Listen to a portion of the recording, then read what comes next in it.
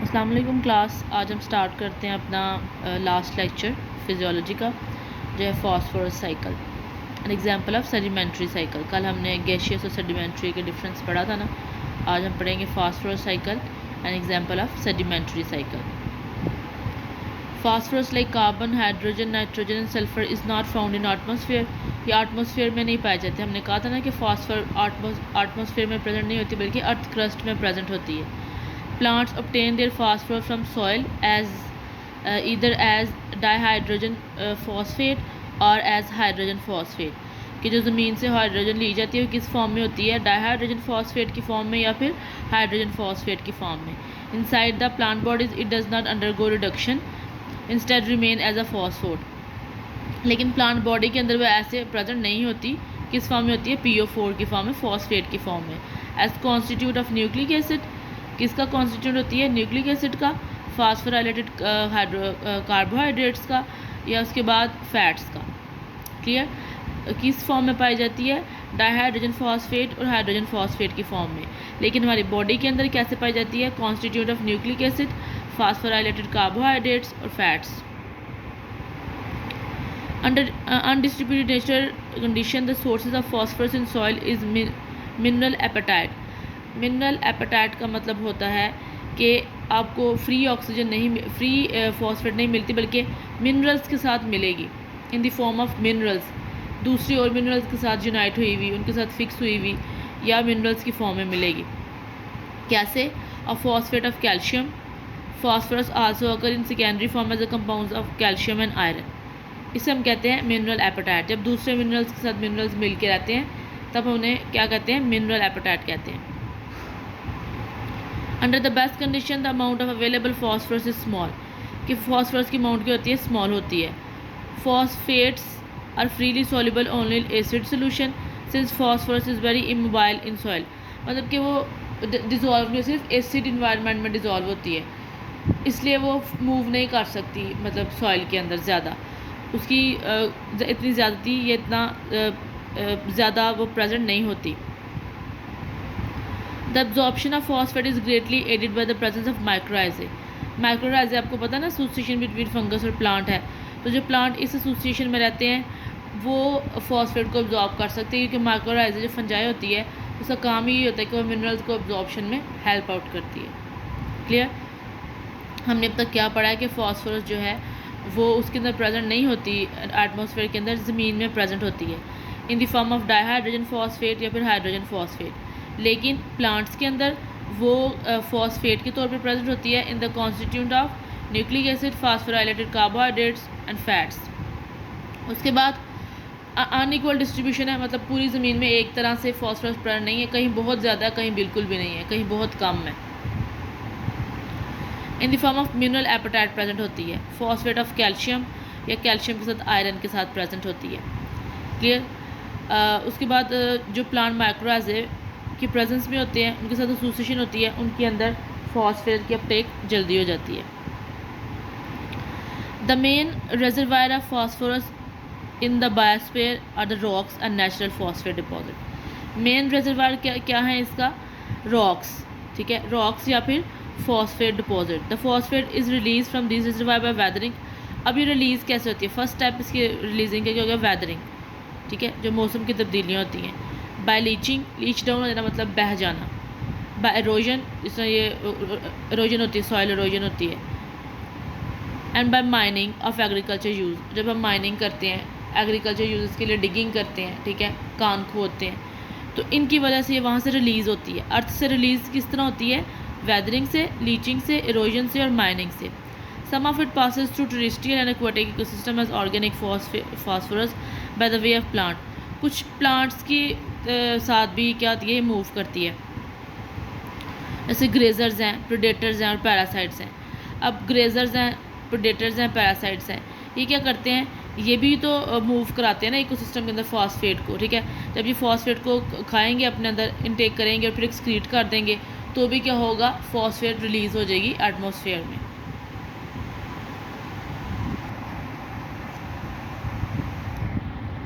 Death and decay, जैसे हमने कहा है कि प्रेडेटर्स हैं ना, उनके अंदर जब बड़े बड़े जानवर हैं, ग्रेजर्स हैं, प्रेडेटर्स हैं, उसके बाद फिर पैरासाइट, उनके अंदर फॉस्फेट प्रेजेंट है। जब वो डेड हो जाएंगे, डिके हो जाएंगे, तो उनकी फॉस्फेट भी तो रिलीज़ हो जाएगी ना, वो भी तो फ्री फॉस्फेट की फॉर्म में प्रेजेंट होगी ना, वो ज़मीन में एंटर हो जाएगी, ज़मीन से हम इजीली उसको अपटेक कर सकते हैं। In terrestrial ecosystem organic phosphate are reduced by bacteria to inorganic phosphate. अब हम ये कह रहे हैं कि डेथ और डिके हो जाएगी, ठीक है, तो अब उनके अंदर फॉस्फेट तो प्रेजेंट है ना। फॉर एग्जांपल कोई ज़ेब्रा की डेथ हो जाती है, किसी लायन की डेथ हो जाती है, तो उसके अंदर फॉस्फेट प्रेजेंट है। अब उस फॉस्फेट को क्या करेगा, इनऑर्गेनिक फॉर्म में को लेके आएगा बैक्टीरिया। बैक्टीरिया डिकम्पोजर्स है ना, वो डिकम्पोज करेंगे उसको इनऑर्गेनिक फॉर्म में ले आएंगे। Some are recycled by plants, some become unavailable in chemical compound and some are immobilised in micro organisms. कुछ किसकी वजह से रिसाइकल होते हैं, प्लांट्स की वजह से, कुछ अनअवेलेबल केमिकल कंपाउंड में चेंज हो जाते हैं और कुछ माइक्रो ऑर्गेनिजम्स के अंदर ही रह जाते हैं। Some of the phosphates of terrestrial ecosystem escape to the lakes and seas, both has organic phosphate and particulate organic matter. और जो कुछ होते हैं वो किस में बह जाते हैं, पानी के अंदर बह जाते हैं। इन मरीन और फ्रेश वाटर, ये हमने इकोसिस्टम में बात की, अब हम मरीन और फ्रेश वाटर में बात करेंगे। Thus phosphorus is found as a particulate phosphorus. Particulate phosphorus कौन से होते हैं, dead particulate matter and phytoplankton, जो पानी के अंदर जानदार मार के ऊपर आ जाते हैं, उनके अंदर भी तो फॉस्फेट प्रेजेंट होता है ना, उसको हम पार्टिकुलेट फास्फोरस कहते हैं। इनऑर्गेनिक फास्फोरस की फॉर्म में, सॉल्युबल ऑर्थ्रोफॉस्फेट की फॉर्म में, ऑर्गेनिक फॉस्फेट्स की फॉर्म में, मतलब जो जू प्लैंक्टन्स की एक्सक्रीशंस होती हैं उनके अंदर भी फॉस्फोरस प्रेजेंट होता है। And the soluble colloidal phosphorus, ये इतनी फॉर्म्स के अंदर फॉस्फोरस प्रेजेंट होता है मेरीन वाटर के अंदर। Particulate, inorganic, organic, soluble colloid, 4 types का। The major exchange take place between particulate phosphorus and inorganic phosphorus, लेकिन जो अपटेक होती है उसमें वो कौन कौन से होते हैं, पर्टिकुलेट और इनऑर्गेनिक।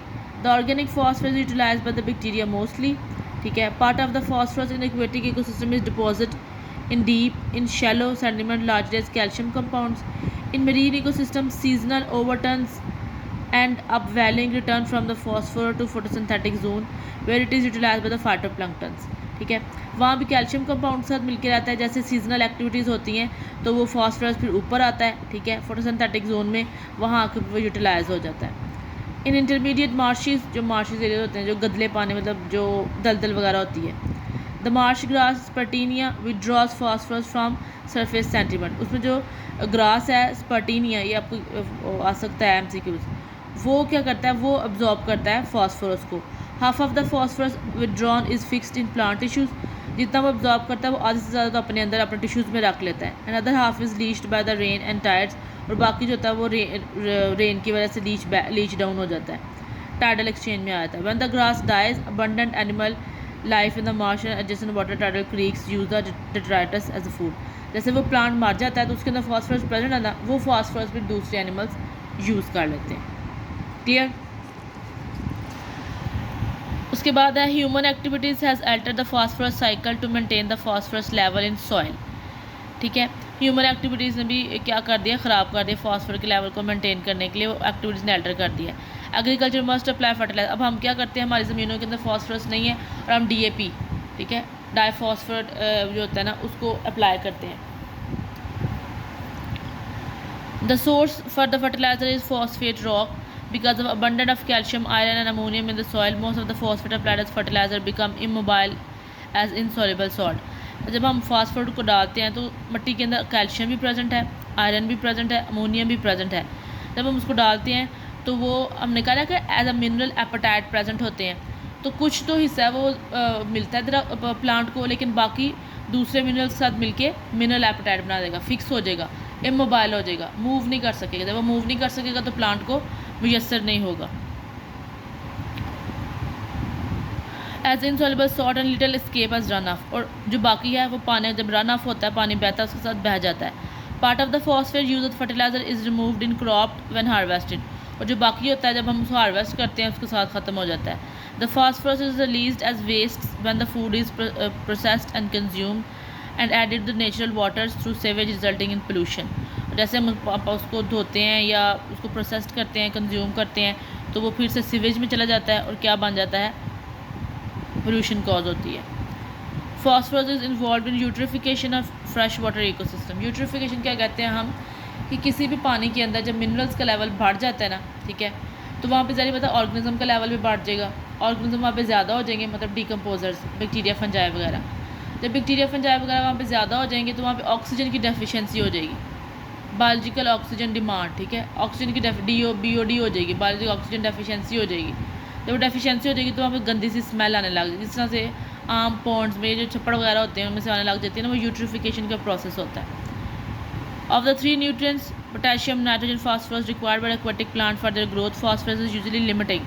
सबसे कम कौन सी होती है? फास्फोरस होती है। In the presence of phosphorus algae grow luxuriously and produce algal bloom, जिसकी वजह से एल्गल ब्लूम्स बनते हैं, जो अक्सर पानी के ऊपर मोटी मोटी से आपको ग्रीन कलर की एल्गी की तय नजर आती है ना, वो इसी की वजह से होती है, क्योंकि हम फास्फोरस को क्या करते हैं, स्प्रे करते हैं अपने फसलों में, वो बह के नदी नालों में आ जाती है, वहाँ आके यूट्रिफिकेशन का प्रोसेस करती है, उसके बाद एल्गल ब्लूम्स बन जाती है। क्लियर? ओके जी, थैंक यू।